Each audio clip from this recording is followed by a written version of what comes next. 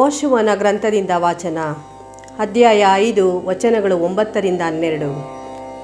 ಸರ್ವೇಶ್ವರ ಸ್ವಾಮಿ ಯೆಹೋಶುವನಿಗೆ, ನಾನು ಈಜಿಪ್ಟಿನ ಕಳಂಕವನ್ನು ಈ ದಿನ ನಿಮ್ಮಿಂದ ನಿವಾರಿಸಿಬಿಟ್ಟಿದ್ದೇನೆ ಎಂದು ಹೇಳಿದ್ದರಿಂದ ಆ ಸ್ಥಳಕ್ಕೆ ಇಂದಿನವರೆಗೂ ಗಿಲ್ಗಾಲ್ ಎಂದು ಹೆಸರಿಡಲಾಗಿದೆ. ಇಸ್ರಾಯೇಲರು ಗಿಲ್ಗಾಲಿನಲ್ಲಿ ತಂಗಿದ್ದಾಗ ಮೊದಲನೆಯ ತಿಂಗಳಿನ 14ನೆಯ ದಿನದ ಸಂಜೆ ಜೆರಿಕೋವಿನ ಬಯಲಿನಲ್ಲಿ ಪಾಸ್ಕಾ ಹಬ್ಬವನ್ನು ಆಚರಿಸಿದರು. ಮಾರನೆಯ ದಿನದಿಂದ ಕಾನಾನಿನ ಧಾನ್ಯವನ್ನು ಊಟಕ್ಕೆ ಬಳಸಲು ತೊಡಗಿದರು. ಹುಳಿಯಿಲ್ಲದ ರೊಟ್ಟಿಗಳನ್ನು ಮತ್ತು ಸುಟ್ಟ ತೆನೆಗಳನ್ನು ತಿನ್ನತೊಡಗಿದರು. ಆ ನಾಡಿನ ಹುಟ್ಟುವಳಿಯನ್ನು ಊಟ ಮಾಡಿದ ಮರುದಿನವೇ ಮನ್ನವು ನಿಂತು ಹೋಯಿತು. ಅದು ಅವರಿಗೆ ಮತ್ತೆ ಸಿಕ್ಕಲೇ ಇಲ್ಲ. ಇಸ್ರಾಯೇಲರು ಆ ವರ್ಷವೆಲ್ಲ ಕಾನಾನ್ ನಾಡಿನ ಉತ್ಪನ್ನವನ್ನೇ ಅನುಭವಿಸಿದರು. ಪ್ರಭುವಿನ ವಾಕ್ಯವಿದು. ದೇವರಿಗೆ ಕೃತಜ್ಞತೆ ಸಲ್ಲಲಿ.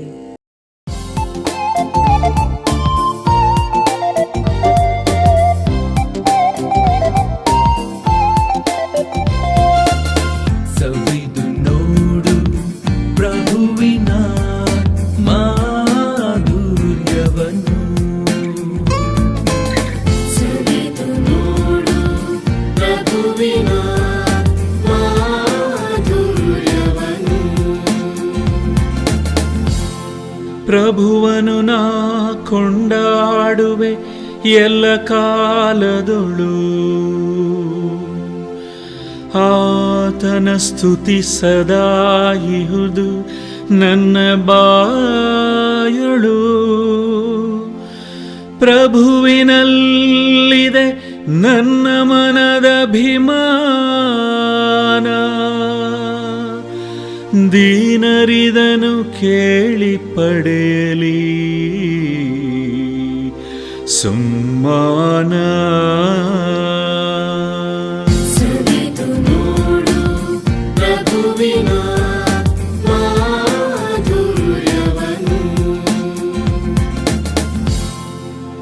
ಬನ್ನಿ ಕೊಂಡಾಡುವ ಪ್ರಭುದೇವರನು,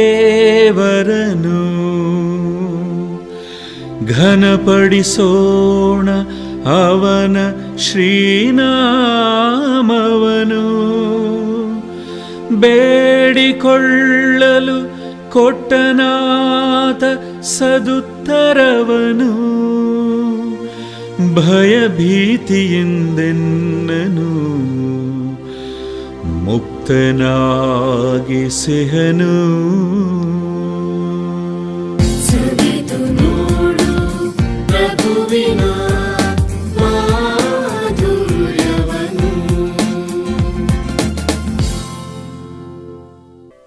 ಎರಡನೆಯ ವಾಚನ. ಪೌಲನು ಕೊರಿಂಥಿಯರಿಗೆ ಬರೆದ ಎರಡನೆಯ ಪತ್ರದಿಂದ ವಾಚನ. ಅಧ್ಯಾಯ 5 ವಾಕ್ಯಗಳು 17-21. ಸಹೋದರರೇ, ಯಾರಾದರೂ ಯೇಸು ಕ್ರಿಸ್ತರೊಡನೆ ಒಂದಾದರೆ ಅವನು ನೂತನ ಸೃಷ್ಟಿಯಾಗುತ್ತಾನೆ. ಹಳೆಯದೆಲ್ಲ ಅಳಿದು ಹೋಗುತ್ತದೆ, ಹೊಸದಿದೋ ಜನ್ಮ ತಳೆದಿದೆ. ಇದೆಲ್ಲ ಆಗುವುದು ದೇವರಿಂದ.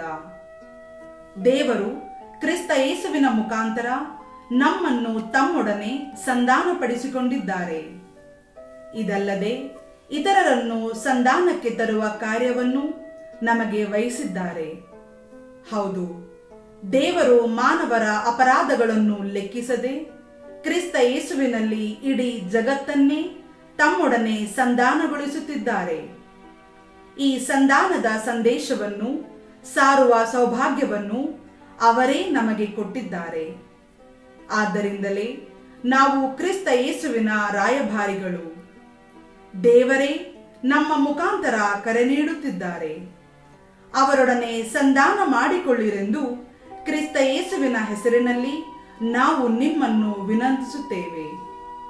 ಪಾಪವನ್ನೇ ಅರಿಯದ ಕ್ರಿಸ್ತ ಯೇಸುವನ್ನು ದೇವರು ನಮಗೋಸ್ಕರ ಪಾಪ ಸ್ವರೂಪಿಯನ್ನಾಗಿಸಿದರು. ಕ್ರಿಸ್ತ ಯೇಸುವಿನಲ್ಲಿ ನಾವು ದೇವರೊಡನೆ ಸತ್ಸಂಬಂಧವನ್ನು ಪಡೆಯಲೆಂದೇ ಹೀಗೆ ಮಾಡಿದರು. ಪ್ರಭುವಿನ ವಾಕ್ಯ. ದೇವರಿಗೆ ಕೃತಜ್ಞತೆ ಸಲ್ಲಲಿ. ಘೋಷಣೆ. ದೇವರ ವಾಕ್ಯವಾದ ಪ್ರಭು ಯೇಸುವೆ ನಿಮಗೆ ಸದಾ ಮಹಿಮೆ ಸಲ್ಲಲಿ. ನಾನು ಇದೀಗಲೇ ಹೊರಟು ತಂದೆಯ ಬಳಿಗೆ ಹೋಗಿ, ಅಪ್ಪ, ದೇವರಿಗೂ ನಿಮಗೂ ವಿರುದ್ಧವಾಗಿ ಪಾಪ ಮಾಡಿದ್ದೇನೆ ಎನ್ನುವೆನು. ದೇವರ ವಾಕ್ಯವಾದ ಪ್ರಭು ಯೇಸುವೆ ನಿಮಗೆ ಸದಾ ಮಹಿಮೆ ಸಲ್ಲಲಿ. ಪ್ರಭು ನಿಮ್ಮೊಡನೆ ಇರಲಿ, ನಿಮ್ಮ ಆತ್ಮದೊಡನೆಯೂ ಇರಲಿ. ಸಂತ ಲೂಕರು ಬರೆದ ಪವಿತ್ರ ಶುಭ ಸಂದೇಶದಿಂದ ವಾಚನ. ಪ್ರಭು ನಿಮಗೆ ಮಹಿಮೆ ಸಲ್ಲಲಿ. ಅಧ್ಯಾಯ 15 ವಚನಗಳು 1-3 ಮತ್ತು 11-32. ಆ ಕಾಲದಲ್ಲಿ ಯೇಸುವಿನ ಉಪದೇಶವನ್ನು ಕೇಳಲು ಎಲ್ಲ ಸುಂಕದವರು ಪಾಪಿಗಳೂ ಬರುತ್ತಿದ್ದರು. ಇದನ್ನು ಕಂಡ ಫರಿಸಾಯರು ಮತ್ತು ಧರ್ಮಶಾಸ್ತ್ರಿಗಳು, ಈ ಮನುಷ್ಯ ಪಾಪಿಗಳನ್ನು ಬರಮಾಡಿಕೊಳ್ಳುತ್ತಾನೆ, ಅವರೊಡನೆ ಊಟ ಮಾಡುತ್ತಾನೆ ಎಂದು ಗೊಣಗಿದರು. ಆ ಸಂದರ್ಭದಲ್ಲಿ ಯೇಸು ಈ ಸಾಮತಿಯನ್ನು ಹೇಳಿದರು. ಒಬ್ಬಾತನಿಗೆ 2 ಮಕ್ಕಳಿದ್ದರು. ಅವರಲ್ಲಿ ಕಿರಿಯವನು, ಅಪ್ಪ, ಆಸ್ತಿಯಲ್ಲಿ ನನಗೆ ಬರಬೇಕಾದ ಪಾಲನ್ನು ಕೊಟ್ಟು ಬಿಡು ಎಂದು ಕೇಳಿದ. ತಂದೆ ಅವರಿಬ್ಬರಿಗೂ ಆಸ್ತಿಯನ್ನು ಹಂಚಿಕೊಟ್ಟ. ಕೆಲವು ದಿವಸಗಳಾದ ಮೇಲೆ ಕಿರಿಯ ಮಗ ತನ್ನ ಆಸ್ತಿಯನ್ನೆಲ್ಲ ಮಾರಿ ಬಂದ ಹಣವನ್ನು ತೆಗೆದುಕೊಂಡು ಮನೆ ಬಿಟ್ಟು ಹೋದ. ದೂರ ದೇಶಕ್ಕೆ ಹೋಗಿ ದುಂದು ಜೀವನ ನಡೆಸಿ ಹಣವನ್ನೆಲ್ಲ ಪೋಲು ಮಾಡಿಬಿಟ್ಟ. ಹೀಗೆ ಅವನು ಎಲ್ಲವನ್ನೂ ಹಾಳು ಮಾಡಿಕೊಂಡ ಮೇಲೆ ಆ ದೇಶದಾದ್ಯಂತ ಘೋರವಾದ ಕ್ಷಾಮ ತಲೆದೋರಿತು. ನಿರ್ಗತಿಕನಾದ ಅವನು ಹೋಗಿ ಆ ದೇಶದ ನಿವಾಸಿಯೊಬ್ಬನನ್ನು ಆಶ್ರಯಿಸಿದ. ಆತ ಇವನನ್ನು ಹಂದಿ ಮೇಯಿಸಲು ತನ್ನ ರೊಪ್ಪಗಳಿಗೆ ಕಳುಹಿಸಿದ. ಅಲ್ಲಿ ಹಂದಿ ತಿನ್ನುತ್ತಿದ್ದ ಕಾಳುಗಳನ್ನಾದರೂ ತಿಂದು ಹಸಿವನ್ನು ನೀಗಿಸಿಕೊಳ್ಳಲು ಹಂಬಲಿಸಿದ. ಆದರೆ ಅದನ್ನೂ ಅವನಿಗೆ ಯಾರೂ ಕೊಡಲಿಲ್ಲ. ಆಗ ಅವನಿಗೆ ಬುದ್ಧಿ ಬಂದಿತು, ನನ್ನ ತಂದೆಯ ಮನೆಯಲ್ಲಿ ಎಷ್ಟೋ ಮಂದಿ ಕೂಲಿಯಾಳುಗಳಿಗೆ ತಿಂದು ತೇಗುವಷ್ಟು ಆಹಾರವಿದೆ, ನಾನಾದರೂ ಇಲ್ಲಿ ಹಸಿವಿನಿಂದ ಸಾಯುತ್ತಾ ಇದ್ದೇನೆ. ನಾನು ಇದೀಗಲೇ ಹೊರಟು ತಂದೆಯ ಬಳಿಗೆ ಹೋಗಿ, ಅಪ್ಪ, ದೇವರಿಗೂ ನಿಮಗೂ ವಿರುದ್ಧವಾಗಿ ಪಾಪ ಮಾಡಿದ್ದೇನೆ, ನಿಮ್ಮ ಮಗನು ಎನಿಸಿಕೊಳ್ಳುವ ಯೋಗ್ಯತೆಯೂ ನನಗಿಲ್ಲ, ನನ್ನನ್ನು ನಿಮ್ಮ ಮನೆಯ ಕೂಲಿಯಾಳುಗಳಲ್ಲಿ ಒಬ್ಬನನ್ನಾಗಿ ಇಟ್ಟುಕೊಳ್ಳಿ ಎಂದು ಬೇಡಿಕೊಳ್ಳುತ್ತೇನೆ ಎಂದುಕೊಂಡ. ಅಂತೆಯೇ ಎದ್ದು ತಂದೆಯ ಬಳಿಗೆ ಹೊರಟ. ಮಗನು ಇನ್ನು ಅಷ್ಟು ದೂರದಲ್ಲಿರುವಾಗಲೇ ತಂದೆ ನೋಡಿದ. ಆತನ ಹೃದಯ ಕನಿಕರದಿಂದ ಕರಗಿ ಹೋಯಿತು. ಓಡಿ ಹೋಗಿ ಮಗನನ್ನು ಬಿಗಿಯಾಗಿ ತಬ್ಬಿಕೊಂಡು ಮುತ್ತಿಟ್ಟ. ಆದರೂ ಮಗನು, ಅಪ್ಪ, ದೇವರಿಗೂ ನಿಮಗೂ ವಿರುದ್ಧವಾಗಿ ಪಾಪ ಮಾಡಿದ್ದೇನೆ, ನಿಮ್ಮ ಮಗನೆನಿಸಿಕೊಳ್ಳುವ ಯೋಗ್ಯತೆಯೂ ನನಗಿಲ್ಲ ಎಂದ.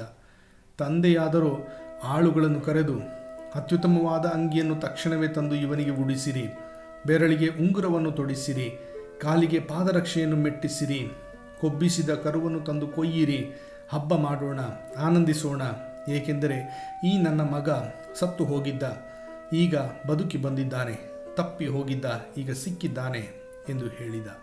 ಒಡನೆಯೇ ಹಬ್ಬದ ಸಡಗರ ತೊಡಗಿತು. ಇತ್ತ ಹೊಲಕ್ಕೆ ಹೋಗಿದ್ದ ಹಿರಿಯ ಮಗ ಹಿಂತಿರುಗಿ ಮನೆಯನ್ನು ಸಮೀಪಿಸುವಾಗ ಗಾನ ನರ್ತನಗಳ ಶಬ್ದವು ಅವನ ಕಿವಿಗೆ ಬಿತ್ತು. ಮನೆಯಲ್ಲೇನು ವಿಶೇಷ ಎಂದು ಒಬ್ಬ ಆಳನ್ನು ಕರೆದು ವಿಚಾರಿಸಿದ. ನಿಮ್ಮ ತಮ್ಮ ಬಂದಿದ್ದಾರೆ, ಅವರು ಮರಳಿ ಸುರಕ್ಷಿತವಾಗಿ ಬಂದುದಕ್ಕಾಗಿ ಕೊಬ್ಬಿಸಿದ ಕರುವನ್ನು ನಿಮ್ಮ ತಂದೆ ಕೊಯ್ಯಿಸಿದ್ದಾರೆ ಎಂದು ಆಳು ತಿಳಿಸಿದ. ಇದನ್ನು ಕೇಳಿದ ಹಿರಿಯ ಮಗನಿಗೆ ಸಿಟ್ಟು ಬಂದಿತು. ಮನೆಯೊಳಕ್ಕೆ ಕಾಲಿಡಲೂ ಒಪ್ಪಲಿಲ್ಲ. ತಂದೆಯೇ ಹೊರಗೆ ಬಂದು ಬೇಡಿಕೊಂಡಾಗ ಅವನು, ನೋಡಿ, ನಾನು ಇಷ್ಟು ವರ್ಷಗಳಿಂದ ನಿಮಗೆ ಗುಲಾಮನಂತೆ ಸೇವೆ ಮಾಡುತ್ತಿದ್ದೇನೆ, ನಿಮ್ಮ ಮಾತನ್ನು ಎಂದೂ ಮೀರಿಲ್ಲ. ಆದರೂ ನಾನು ನನ್ನ ಸ್ನೇಹಿತರೊಡನೆ ಹಬ್ಬ ಮಾಡಲು ಒಂದು ಆಡು ಮರಿಯನ್ನು ಕೂಡ ನೀವು ಕೊಟ್ಟಿಲ್ಲ. ಆದರೆ ನಿಮ್ಮ ಆಸ್ತಿ ಪಾಸ್ತಿಯನ್ನೆಲ್ಲ ವೇಶ್ಯರಿಗೆ ಸುರಿದ ಈ ನಿಮ್ಮ ಮಗ ಬಂದದ್ದೇ ಕೊಬ್ಬಿಸಿದ ಕರುವನ್ನು ಕೊಯ್ಯಿಸಿದ್ದೀರಿ ಎಂದು ವಾದಿಸಿದ. ಆಗ ತಂದೆ ಅವನಿಗೆ, ಮಗನೇ, ನೀನು ಯಾವಾಗಲೂ ನನ್ನ ಸಂಗಡ ಇದ್ದೀ, ನನ್ನ ಸರ್ವಸ್ವವು ನಿನ್ನದೇ ಆಗಿದೆ. ಈ ನಿನ್ನ ತಮ್ಮ ನಮ್ಮ ಪಾಲಿಗೆ ಸತ್ತು ಹೋಗಿದ್ದ, ಈಗ ಬದುಕಿ ಬಂದಿದ್ದಾನೆ, ತಪ್ಪಿ ಹೋಗಿದ್ದ, ಈಗ ಸಿಕ್ಕಿದ್ದಾನೆ. ಆದುದರಿಂದ ನಾವು ಹಬ್ಬ ಮಾಡಿ ಆನಂದಿಸುವುದು ಸಹಜವಲ್ಲವೇ ಎಂದನು. ಪ್ರಭುವಿನ ಶುಭ ಸಂದೇಶ. ಕ್ರಿಸ್ತರೇ ನಿಮಗೆ ಸ್ತುತಿ ಸಲ್ಲಲಿ.